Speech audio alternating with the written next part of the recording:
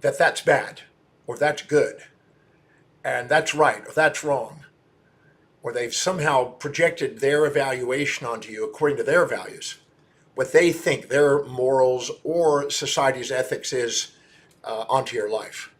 And they use that sometimes in order to guilt trip you or to maybe give you pride or shame, even. But what is this thing called morality and the ethics that come with it? I've been blessed to study a lot of books on that topic, and I've been fascinated by the labels people put on people. We all had a situation in our life where we've had something that we thought was terrible. It's a bad thing. And then a day, a week, a month, a year, 5 years later, we turned out, hey, I'm so grateful that happened now. I can see that that was a turning point in my life, and it brought me independence or brought me demand or creativity or something. And then we thought, well, maybe it's not as bad as we initially thought it was. Or we maybe bought this house, or we thought this was, oh, this is a great thing and everything else. And then over the months and years, we realized this friggin' house, it's a sinkhole. It's costing a fortune. And we think, well, we discovered there's another side to it. So we sometimes impulsively or instinctually immediately project an evaluation onto things at first, thinking that's what it is, when in fact, there may be two sides to it. If you go around the world, as Montaigne, a French philosopher, did, he went around and he was trying to find a universal morality. Never did he find it. There were a few things that were pretty common to some countries, but in some countries, you go to some places, South Africa, for instance, there's some of the leaders were married to multiple wives. In America, you go to prison for it. What's good and a sign of strength in one place is considered evil in another. And sometimes in the 1960s, drugs you put to prison for, or go to jail for, and now it's legalized. So humans come up with these moral constructs that are sometimes transient, sometimes long-lasting, and they change. They change in location, they change in time. So spatially and temporally, they're different. So they're not universal laws, they're human moralities. And what usually happens is if you look very carefully in your life, if you have children particularly, if they do something that really challenges you, you tax the rules and put on more rules. Thou shalt not do this. And if they do something to support your values, you lax the rules. You see this in the market cycles in business. You see the banks laxing and taxing the rules going on as the markets go up and down. And this is our nature. When we feel supported, we lax those rules, those moralities. And when we feel challenged, we put those things tighter. So where do these things come from? Where are these ideas of evaluation? See, every human being has a set of priorities, a set of values that are unique to them. And no two people have exactly the same set. There may be some labels, well, family may be important, but the details of the family are different. We have what is called similars and difference. We have similar values, but not exactly the same. They're different.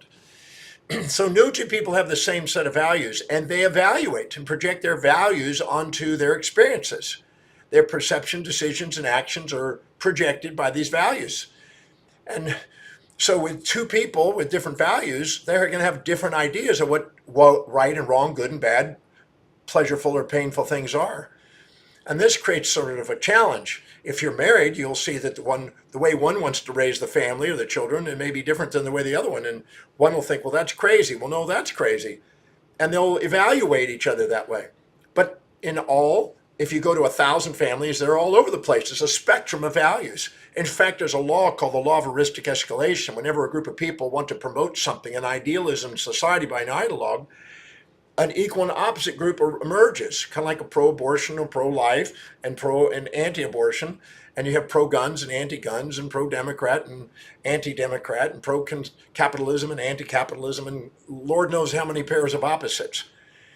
Heraclitus, the Greek philosopher, said that all pairs of opposites come and have a common unity, but they all are paired. And in society, there's somebody that has it. I remember reading a book by William Burr, on contradictions of the Bible. Even the biblical writings, the old traditional Old Testament, New Testament, had hundreds of contradictions, filled with contradictions. Go read it. The contradictions of the Bible. It says, thou shalt not do this, thou shalt do this. Don't do this, God does this, God doesn't do this. The complete opposite. So it matches all the variations in society's values. So it's easy to want to project our values onto somebody and label them if they challenge us bad, evil, wrong, and or if they support our values, good and pleasureful and right. And so we can put those values on there. But the question is can we see beyond that? Is there a meta-ethical state? Is there something that goes beyond that? I've been teaching the breakthrough experience, one of my signature programs, for 34, 35 years now.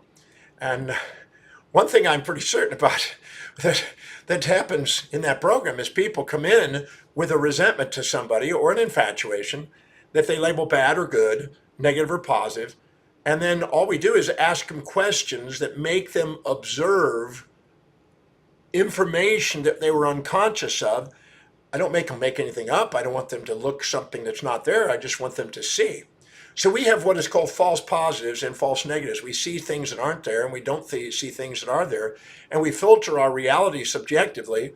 And then we label things as good and bad or right and wrong. And we put these moral structures together. Most of the moralities come from survival. Anything that allows us to have life, we tend to call good. Anything that brings death tends to call bad.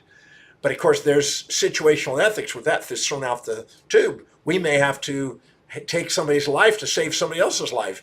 And so situational ethics make all of these things murky. So we set up a structure in society, usually by the people that have power over the people who don't. Anything that challenges that collective group that has more wealth and power usually has the one that set the rules. And the people that don't have the power usually have to follow the rules. But it's basically designed for the sake of protecting whatever people collectively or individually or in groups or people that have the oppressors over the oppressed have that challenges them. They set up the rules to make sure that they make it easier on their life. But the reality is that there's always two sides to life. There's support and challenge, and there's pairs of opposites. In fact, the more you're addicted to one, the more you attract the other to keep those things in balance. Maximum growth and development occurs at the border of support and challenge. Support being the good and the challenge being the bad in some people's eyes. So I don't find it really productive to label with high rigidity these black and white ideas about good and evil. I don't think that there's good or evil people out there. I think there's just people. And when you challenge their values, they can be pretty mean and tough, and you'll label them bad. And when you support their values, they can be very kind and very nice. And I find that if I walked up to somebody and I said, you're always mean, you're never nice, you're always cruel, you're never kind, you're always negative, you're never positive, they wouldn't believe it. And the truth is they're not that way. And if I said they're always positive, never negative, always kind, never cruel, always giving, never taking, again, that wouldn't be true. But if I say sometimes they're kind, sometimes they're cruel, sometimes they're positive, sometimes they're negative, sometimes they're peaceful, sometimes they're wrathful, sometimes they're considered, sometimes they're inconsiderate, then it would be true. People run a jump to a conclusion. Somebody can go through for 45 years of their life and do something and be labeled a good person and do one thing that is evil and then be labeled an evil person the rest of their life. It's amazing how that is. So I'm a firm believer in taking and doing inventory and trying to keep the inventory more balanced and see things as individuals, not the personas and labels that we tend to put on people with positives and negatives and goods and evils and things of this nature. I'm not a good person, or am I an evil person? But if you took things out of context, possibly with yellow journalism or whatever, and took a little excerpt out of me and clipped that clip and then labeled that according to society's norms, you might think, well, that's a good person or that's an evil person. But if you took the entire spectrum of everything I do, you'll probably see it all. I'm all of it. I'm the hero and the villain and the saint and the sinner and the good and the bad, all mixed together when I look honestly. I went through the Oxford English Dictionary, and I found that I had 4,628 individual traits in my life. Every one of them that would be considered positive and negative, good and evil, and right and wrong by different people. And sometimes that's the label people put on it. It's easy to label somebody. It's a little bit more effortful to love somebody. That's why in the breakthrough experience, I teach people how to go beyond their labels, all beyond the things that trap them. See, anything that you label really, really bad and evil and wrong, and that you resent, it occupies space and time in your mind, and you don't have a clear consciousness. You're frightened by it. You have a phobia from it.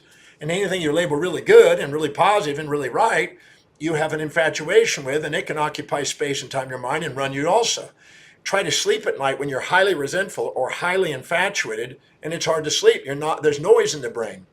So the highly polarized labels of black and white, good and evil, right and wrong, or whatever, to me, those absolutes usually mean that you have little awareness, a narrow-mindedness, a small sample size. They say in probabilistic statistics that the greater the sample size, the higher the probability of a mean distribution, which we see both sides and be more objective about it. In our brain, we have more interneurons as we go up the brain to the more advanced part of the brain, the forebrain. And there we have more associations with more probability of have objectivity instead of subjective, emotional, impulsive, and instinctual biases. So I'd rather stop and reflect. And whatever I see in others, I find that I have too. I went through all those 4,628 traits in the dictionary, and I found I had every one of them. So whatever I saw in them that I label positive or negative or good or bad, I had in me. That's why I'm not a good person or a bad person. I'm just a human being. I'm an individual with the potential for it. You support my values, I can be nice as a pussycat. You challenge my values, I can be mean as a tiger. If you put a label that's good and that's bad, well, then I'm both in different settings. So I don't want to live in a fantasy that I'm trying to get rid of half of myself. And I don't want to put you in a box that say, well, you need to get rid of half of yourself and only show up one side. I find that futile. I've never found anybody to achieve that. I know people that live in a delusion about themselves, and they are in a subjective bias with pride and piousness and think that they're beyond that. But when you look, it's very obvious you can see their other side. And they're the ones blind to it. So sometimes we're blind and we have a subjective bias, a confirmation bias on the things we want to see, and the disconfirmation bias on the things we don't. And you see this in politics, you see this in religion sometimes. And then we go around and we label things. But I'd much rather go beyond that. That's why I teach the breakthrough experience, and I've developed the Demartini method to help people break through the subjective biases that hold people back, that occupy space and time in their mind and run their lives. Because there's no reason why you have to be trapped in these black and white labels. I call that the lowest level. Kohlberg, the psychologist, in the lowest level morality was punishment reward. The next one is subordination to mothers and fathers and preachers and teachers to their ideals in a society instead of living authentically. And then finally you go to a post-conventional state where you transcend those boxes and go into have a universal awareness. Universal laws nobody breaks. Human laws we all break. There's no such thing as a person doesn't break or infringe on some sort of human law. Probably, if you look carefully in your life, that's pretty normal. But universal laws, the law of gravity, nobody breaks. I'd rather study the laws of the scientific laws of the natural laws and try to live my life by those than the transient, local, changing, variable little laws that come and go throughout the days in the society that's basically built out of the idea of people's wounds. When we get wounded, we set up a rule to protect ourselves. But if we go and look at the blessings of what that so-called wound does, we don't have to protect ourselves, and therefore we have a lot more latitude and relativity. The relative terms of and situational ethics helps us transcend those black and white constructs. So I'm a firm believer that it's wiser to look for both sides of things, try to find the middle. I always say that love is the synthesis and synchronicity of these so-called good and bads. It's the both. When you love somebody, you're going to find out that they do things you like and dislike, things you label good and bad, things you think are right and wrong, things that support and challenge you. If you're going to love, if you're going to be mature enough to love, you're going to need to be able to embrace both of those sides in yourself and the people you care about. So beware of immoral hypocrisies. Beware of labeling people. Beware of those mythologies about them. Because sometimes we go and we label somebody, and then a day, a week, a month, a year, 5 years later, we find out that they were the catalyst to our greatness. And then we look back and go, wow. I have had in the breakthrough experience hundreds of people, thousands of people in that matter, that have come in that have hated people because of something they thought was evil and bad karma and wrong and stuff. And when they walked out of the program, they actually realized that that was their teacher, and they wouldn't change a thing. And they look back and they go, thank you. And they have tears of gratitude. So I see that every week, and I watch people's lives change, and I see the impact and the trajectory impact it has. Instead of being victims of history and labeling things as black and white, they become masters of destiny and allow themselves to see both sides. They have mindfulness instead of mindlessness, and they're able to see whole instead of parts. And instead of putting labels on it, they love. So if that's of interest to you, maybe you could join me at the breakthrough experience and learn the method, the Demartini method, where I can show you how to take the things you've labeled good and bad and that have trapped you in a box and made you wounded and make you seek fantasies of good and avoid nightmares of bad and get caught in that illusion of trying to get rid of it. As the Buddha says, the desire for that which is unobtainable, the one, and the desire to avoid the other is futile. It's a source of human suffering. So if you'd like to transcend that, come to the breakthrough experience. Let me share with you the principles behind it, and let me show you a method on how to dissolve that so you don't have to be trapped by those moral hypocrisies that most people are trapped by. Until next week, this is Dr. Demartini. I look forward to seeing you next week and also at the breakthrough experience. Thank you very much.